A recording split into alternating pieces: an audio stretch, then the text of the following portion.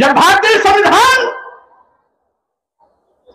हमें विज्ञान के साथ, वैज्ञानिक सोच के साथ खड़े होने की बात करता है। भारतीय संविधान के अनुच्छेद 51G के तहत हमें इस बात का निर्देश देता है कि लोगों को ढोंग ढकोसले पाखंड अंधकार से निकालकर वैज्ञानिक सोच के साथ समाज को खड़ा करने की आवश्यकता है। अगर समाज को वैज्ञानिक सोच के साथ खड़ा करने की आवश्यकता है और हम इस बात को कहते हैं कि संविधान के अनुच्छेद 51G के तहत हमें ढोंग ढकोसले पाखंड से दूर होकर वैज्ञानिक सोच के साथ आगे बढ़ना है, तो धर्म के नाम पर दुकान चलाने वाले लोगों के पेट में दर्द होता है। और साथियों, मैं कहना चाहता हूं, भारतीय संविधान ही आज हमारा सबसे बड़ा धर्म ग्रंथ है। भारतीय संविधान ही हमारा सबसे बड़ा धर्म ग्रंथ है। यही भारतीय संविधान 124 करोड़ लोगों के मान सम्मान की रक्षा करने की गारंटी देता है। यही भारतीय संविधान सभी धर्मों को समान रूप से आगे बढ़ने और अपने सोच के मुताबिक अपने धर्म का पालन करने का भी हिदायत देता है। लेकिन धर्म समाज के निर्माण के लिए होता है। धर्म मानव और मानवता के कल्याण के लिए होता है। धर्म राष्ट्र के और राष्ट्रवासियों के कल्याण के लिए होता है। धर्म देश के बंटवारे की बात नहीं करता है। धर्म इंसान को जानवर से मतलब जिंदगी जीने के लिए मजबूर नहीं कर सकता है। धर्म समाज को जात पात छुआछूत ऊंची में बांटने का पाप नहीं कर सकता है। और इसीलिए मैं कहना चाहता हूं, आज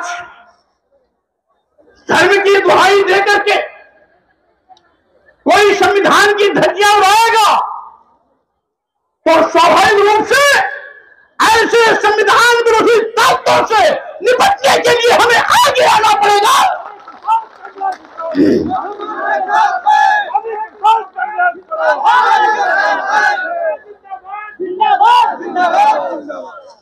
क्योंकि अगर कोई संविधान से खिलवाड़ करने की कोशिश करता है तो देश के 140 करोड़ लोगों के मान और सम्मान से खिलवाड़ करने की वो जरूरत कर रहा है। इसीलिए आज हमें कहना चाहते हैं, हम तो वही बात करते हैं जो भारतीय संविधान हमें इंगित करता है, जो भारतीय संविधान हमें निर्देशित करता है। लेकिन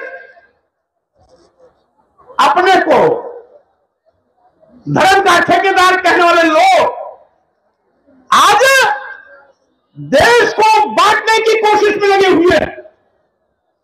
जब भारतीय संविधान हमारे देश को संप्रभु राष्ट्र भारत के रूप में मान्यता दिया है, हमारा भारत राष्ट्र एक संप्रभु राष्ट्र है, तो वो कौन से देशद्रोही ताकतें हैं जो भारत को हिंदू राष्ट्र बनाने का पाप करने की बात करते हैं?